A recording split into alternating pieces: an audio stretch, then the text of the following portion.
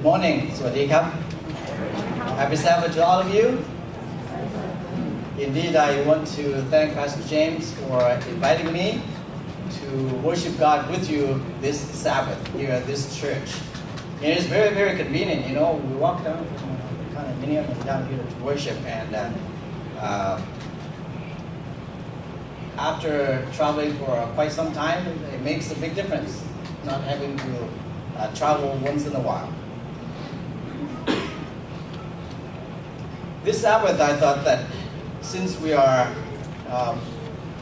having a program called the Reach the World Objective, and I thought that perhaps we go back a little bit about the time when Isaiah found himself in the temple of God. Like all of us here today, we have chosen to come here and worship God together in His house of worship.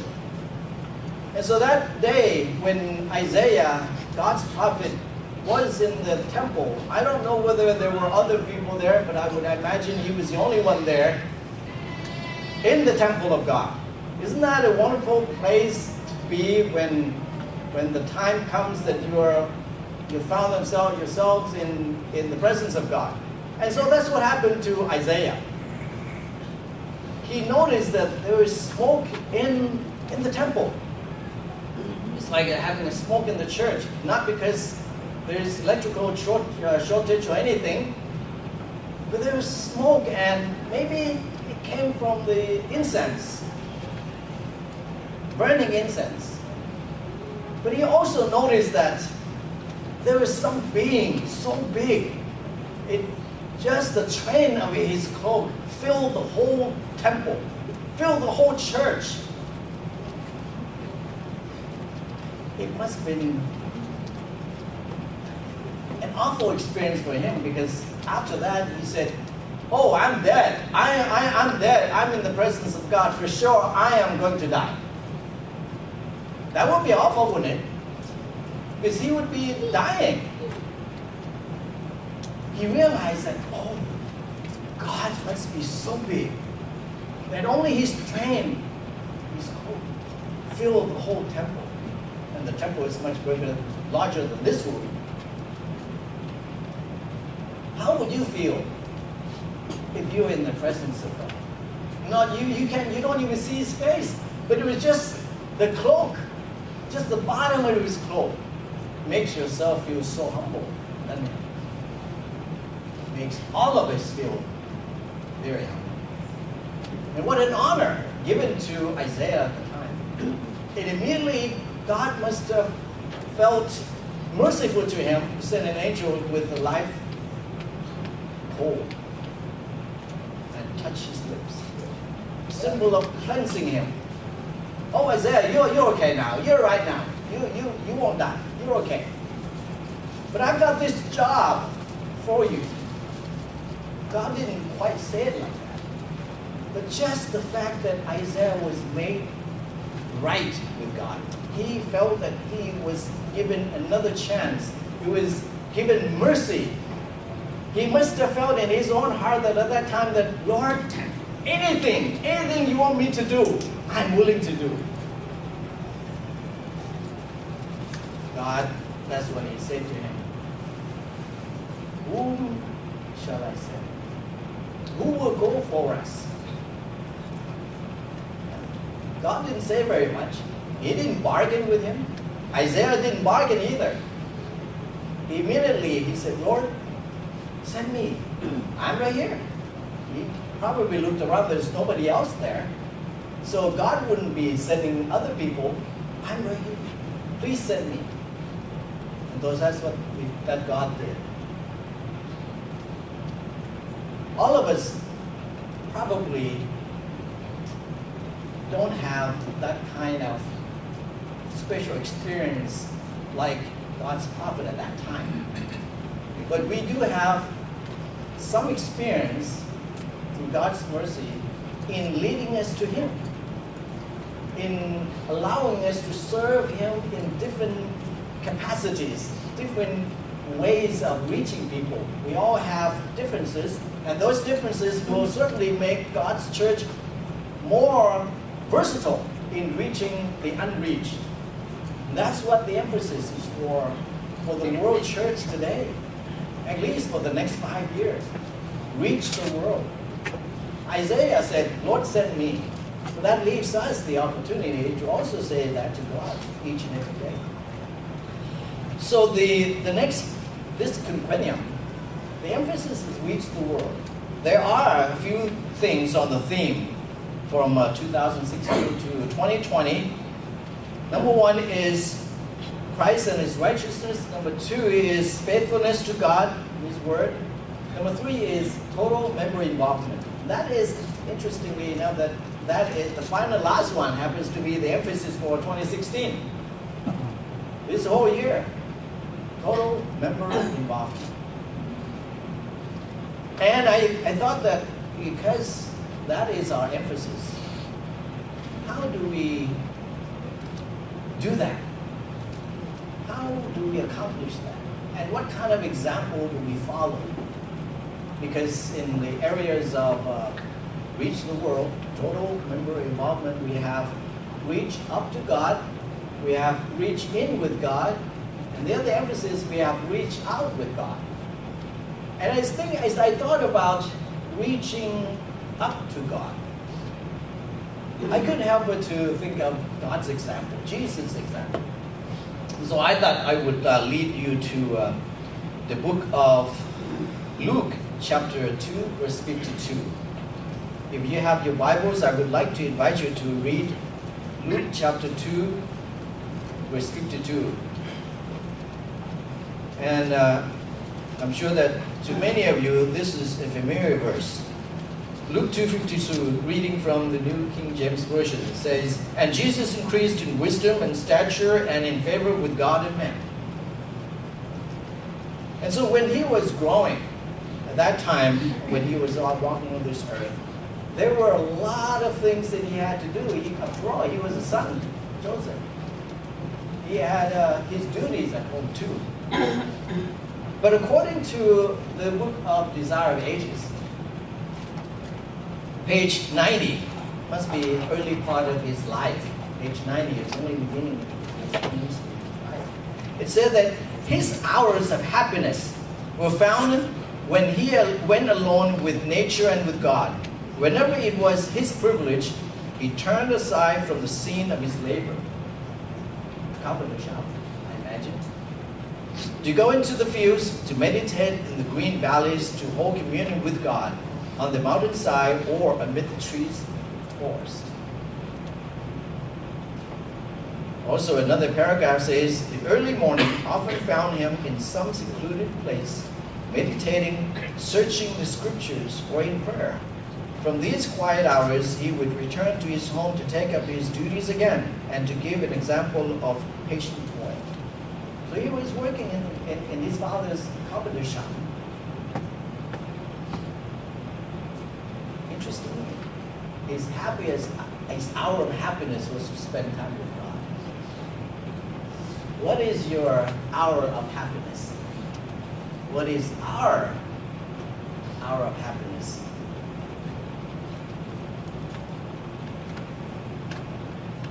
I noticed that when we go to a restaurant, if there are 5 members in the family, we notice that when they arrive at the restaurant, when they sit down, what would we expect?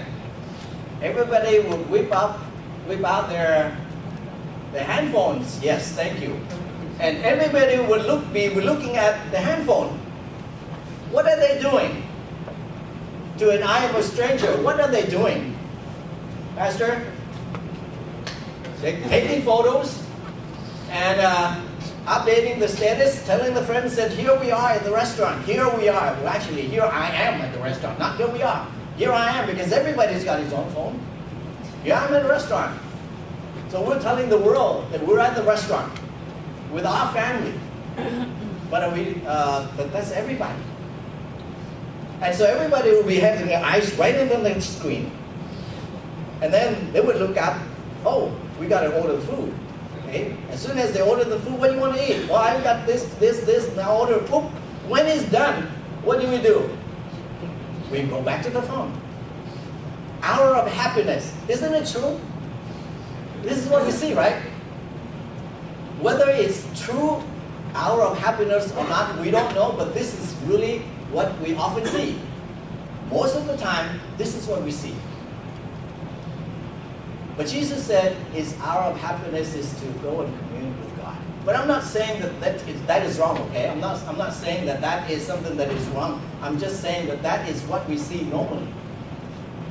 We don't associate much with each other. When we go to a restaurant, we don't talk, we don't laugh much anymore. Not as in the past. Then we take pictures of the food. Then we tell the whole world that this is what we're going to eat. And sometimes we start eating without taking the pictures. We kind of feel disappointed. Right or not? We go, oh, there's only the pay left. Every now and then we found ourselves, oh, but this is reality, you know. We ought to enjoy food, not worrying about taking pictures of the food and sending it to the whole world. Meanwhile, we cry out for privacy, more privacy, more privacy. But then on our Facebook, we tell everybody what we're going to do and all of that. And recently, this morning, it was highlighted that Pokemon, the game, Pokemon, everybody's searching for that. And some restaurant will say, no Pokemon searching here. They just put up a sign. I saw that last week. Hour of happiness. You go and enjoy a meal. You go to the health clubs. When I say clubs, meaning not, evening, not a good place, but health clubs, or a women's club, or a sports club somewhere. Is that your hour of happiness? Or music? Nice concert? When I was in Hong Kong, it was really a nice time I was there because I was also taking music at the time. I was forced to take music, a little bit of it, and so we were taken to the concert hall, and there we learned the manner. When the music starts, you stay quiet. You don't talk. And then if the time comes for them to start the concert, they close the door. Just like over here, they close the door. And they open when the item is finished. When there's interval, then you can go in. So it's really nice time to listen to quality music. Hour of happiness. We travel, enjoy the travel, and the church is promoting hour of happiness to spend the time together in December. Or the hour of happiness is sitting on the rocking chair. Jesus' time was spent when he started working. In Mark chapter 1, verse 35 says, in the morning, having risen a long while before daylight, he went out and departed to a solitary place, and there he prayed. Yeah. That's the example that Jesus is giving us. First Testimony, page 408 says, the life and spirit of Christ is the only standard of excellence and perfection. And our only safe course is to follow his example. You know, there are a lot of examples we see today, either on TV, newspaper, the news. People want to be famous, whether they are good examples or not when they're famous. But young people follow these icons. Whether they're athletes, oh yeah, we want to be that famous like that. We want to be rich, and our name to be recorded in Forbes magazine. So we read about them, these names. Example. Mrs. White says, Christ is our only example. We won't go wrong following his example. That's what she said.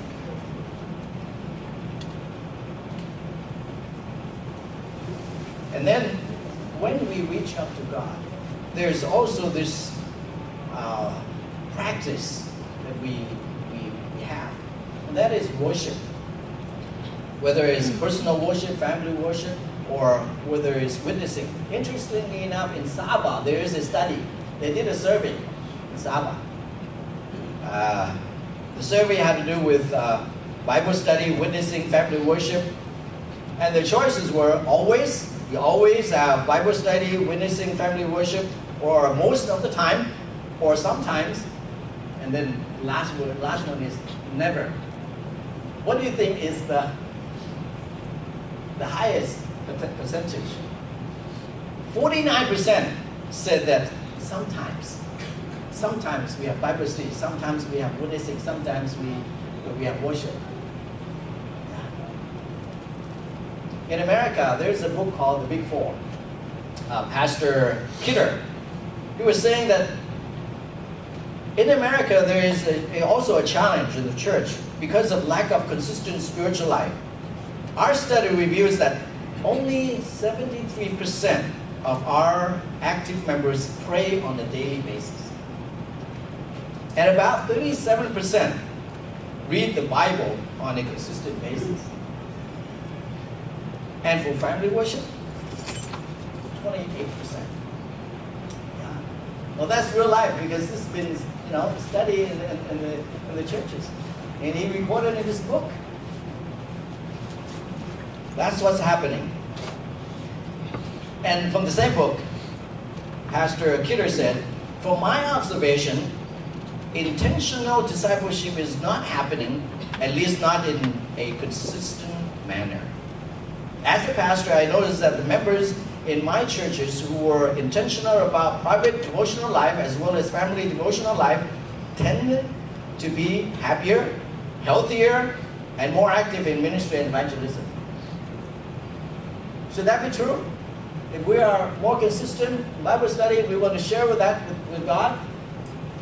And also the same book says that if we are very, they call it intentional and passionate about God, then we are more willing to go out and tell others about God. Therefore, in our spiritual life, in our study, what do we like?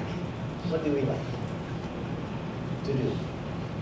Do we like to, in terms of fundamental church, fundamental beliefs, there are 28 of them. Out of 28, I'm going to pick out maybe a little more than half a dozen. And I just want to experiment. I want to see how what your interest is. How many of you like to study about creation? How many of you like to study? One?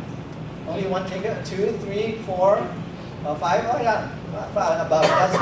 How many of you like to study about sanctuary? One?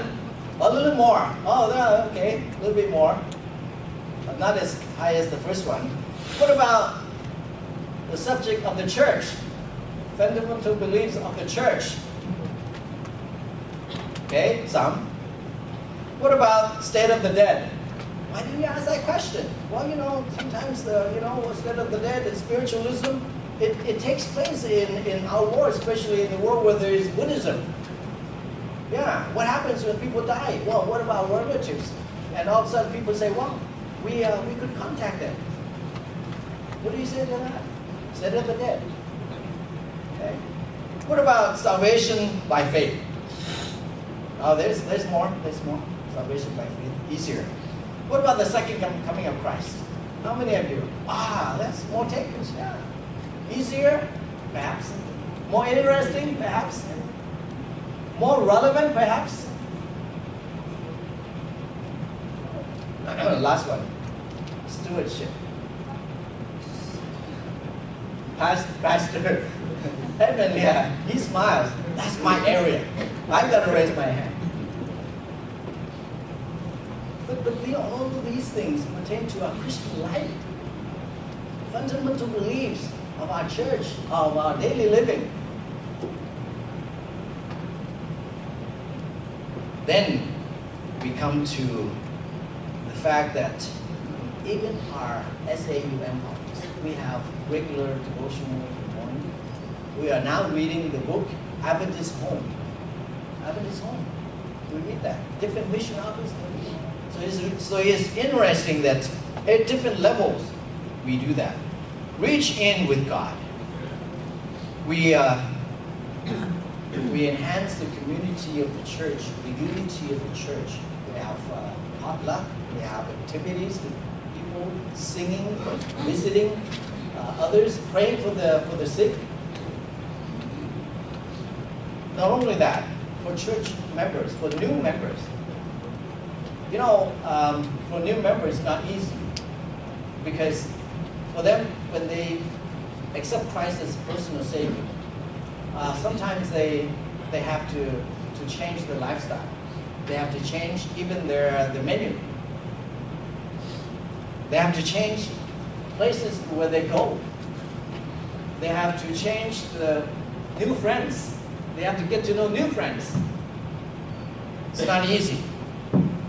So one writer says that for a new member, when we reach in within our church, we think about the new faith, a person's new friends, new fellowship, and role of that person in that small community. Yeah, that small community. What is their role? Do we miss them when they don't come? Do we call them up? The month of April, the program director of ICC, it's International Children's Care. It's in Australia. But Mr. Clark came and visited us, trying to make contact, letting us know about their ICC programs in the Southeast Asia area, territory. He said, you know, we got several ICC orphanages, several orphanages in Southeast Asian countries. For example, in Thailand, there are 3 of them. One in Chiang Mai Academy, if you have been there before, up north. That school has about 900 plus students. And also along the border between Thailand and Burma, there are 2 more orphanages there.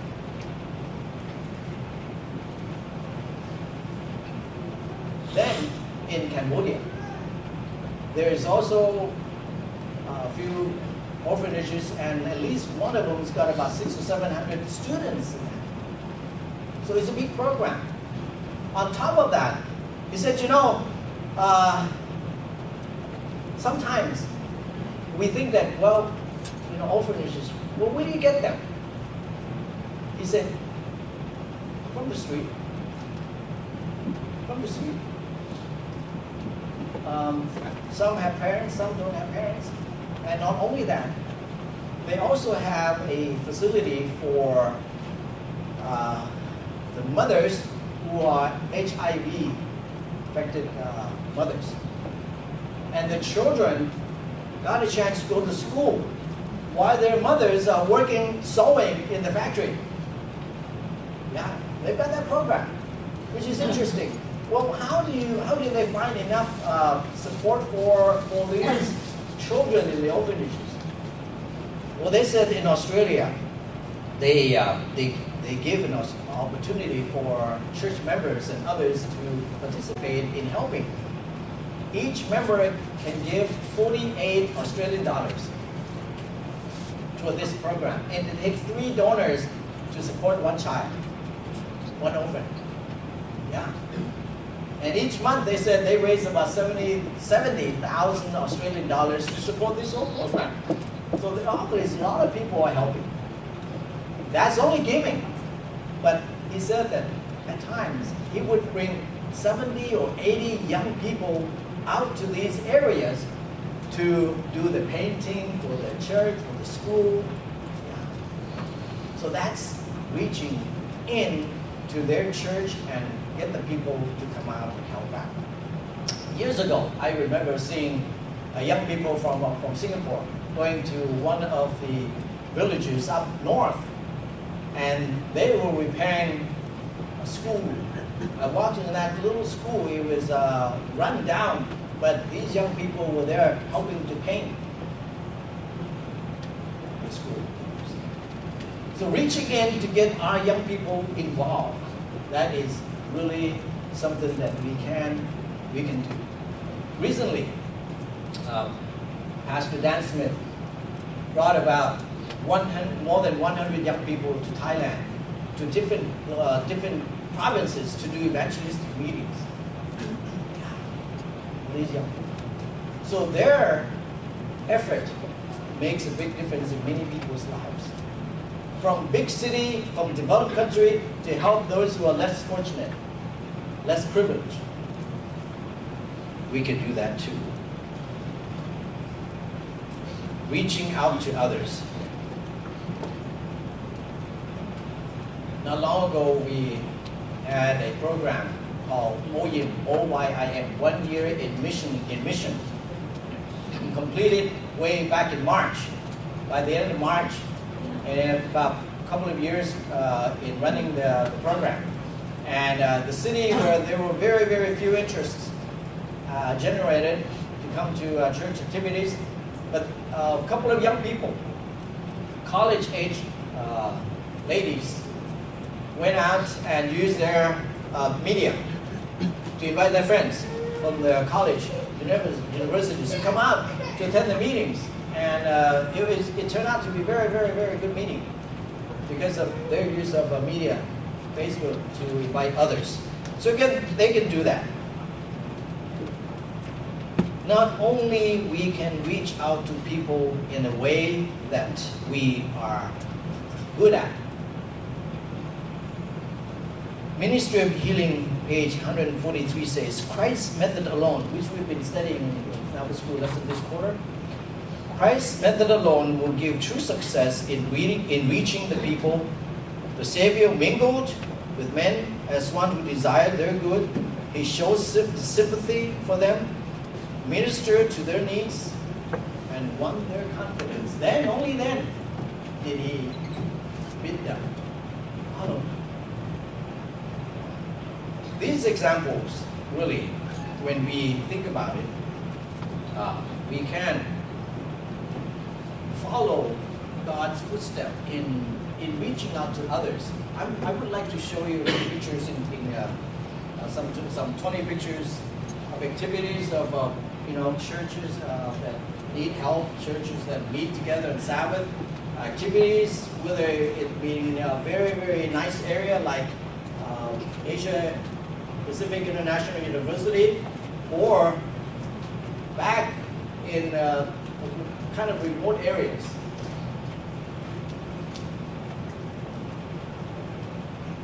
This is a medical outreach program in Mortlake. Every year, Christian Medical Foundation Mission Hospital,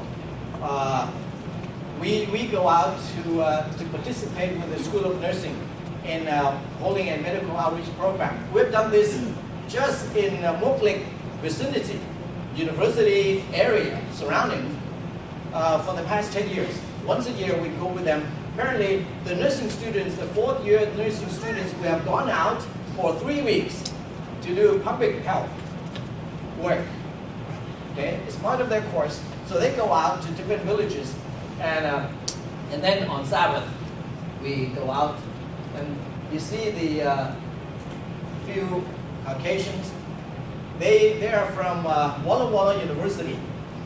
This is the 10th year for a professor to bring the young people out.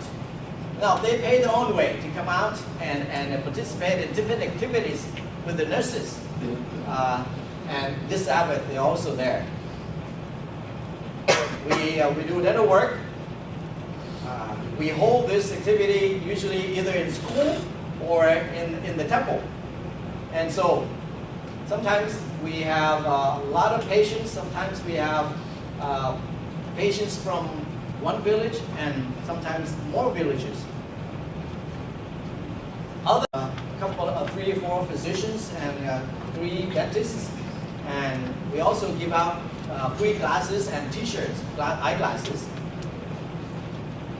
Okay, this is another position.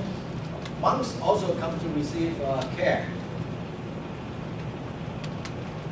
Now, from Moklik, which is a very, very nice area, we go to refugee camp in Mela. This is like up north to the west of Thailand. Okay, this refugee camp is the biggest refugee camp in Thailand. There are several. Okay, this one, this camp here has a school, and there must be at least 700 students plus. Okay, they study from a grade, a smaller level, lower level, all the way to about 12 grades. And look at the tables, chairs, and you know they are still using charts on the board. Okay.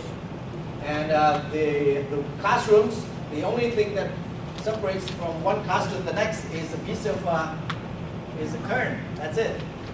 Yeah. And then nobody falls asleep in the class. Every single time I go to the camp, I walk through the camp, nobody falls asleep studying. Seriously. I've never seen anyone fall asleep. Oh, I had a bad night, I'm falling asleep. Everybody's there studying.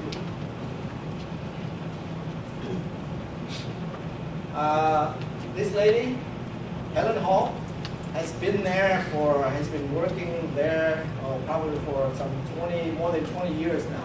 She started out in Burma, and then because they changed out they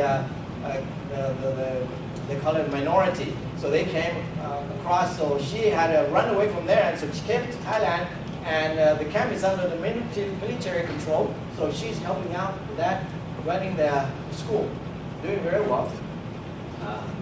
Now she says, you know, I'm thinking that the government may take the people and push them back to Burma. And so I think I want to go back to the Burma side to also have a school. So she's talking about that. But it's not likely going to happen pretty soon. Okay, now from there, we go up north. On the same side of the country, we just go up north. I had an evangelistic meeting up there recently. The church is full, and all the way to the back there, and they've got another tent there. I had to translate to be in Karen language, from English to Karen language, or from Thai to Karen language. So we spent days there, and with the preparation today, I prepared beforehand. There were 8 people baptized. We praise the Lord for that. This is in Masseria. This is the baptism. Now we go to AIU. For those of you who are familiar with AIU, we go to AIU now. AIU, we have White Crew Day, Teachers Recognition Day. Teachers Recognition Day. Which means that every year they have a day that they want to pay respect, they want to recognize teachers. They're being grateful to the teachers for imparting knowledge to them, experience, lessons to them. So we were at the university, and that day they had that activity, and the whole auditorium was filled. And so these students brought clay and flowers to the teachers.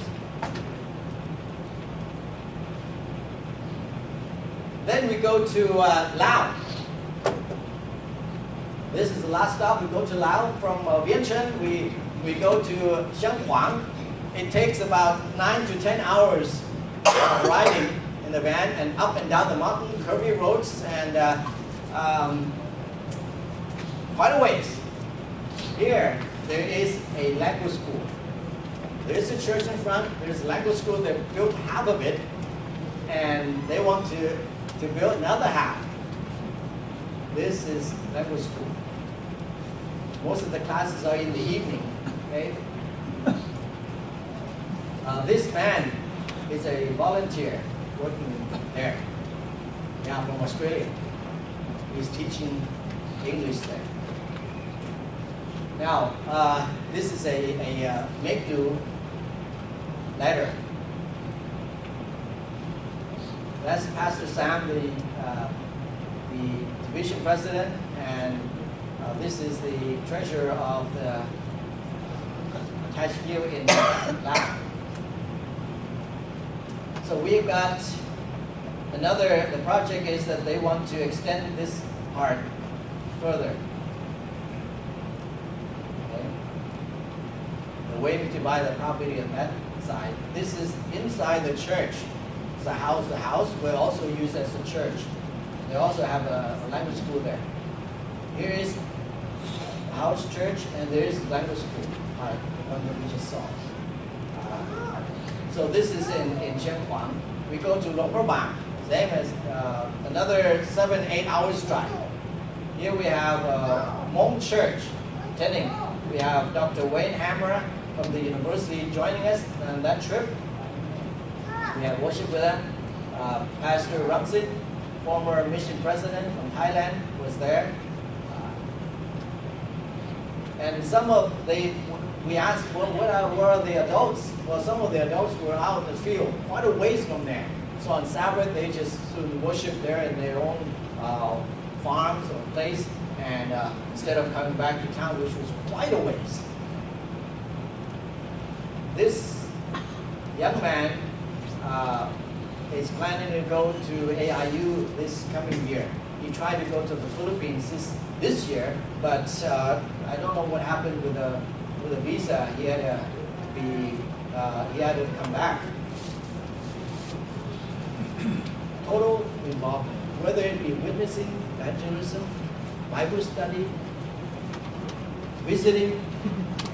I can do it. You can do it. We all can do it for God's word.